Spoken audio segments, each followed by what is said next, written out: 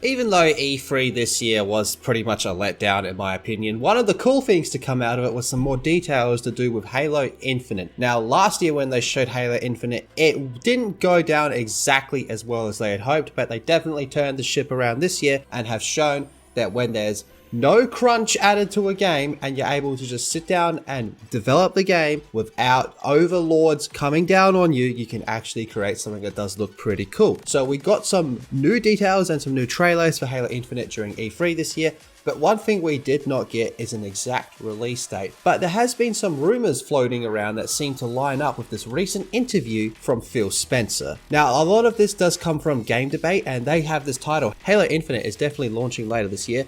Exact date to be announced soon. So after some negative backlash last year surrounding the game's graphics, Microsoft's upcoming Halo installment was officially delayed until 2021. We still do not have an exact release date yet, unfortunately, but it does seem the developers are confident to announce one soon. The reason Halo Infinite doesn't seem to have an exact release date yet, as mentioned by Xbox head Phil Spencer in a recent interview, is that the team have nailed down a 3 to 4 week range for release, but can't set an exact date due to other games releasing in the same time period that would inevitably clash. So we have the quote here from Phil Spencer. We know kind of our range in 3 to 4 week range. We don't have the exact date yet. There's some other things with some other games timing that we're currently looking at. We'll have a better clarity over the summer, but this isn't a month thing, it's just down to a few weeks. Now there's actually a lot of big games set to release in fall this year, especially some big multiplayer titles like Battlefield 2042, which comes out October 22nd. And of course there'll be a new Call of Duty at some point around that time as well.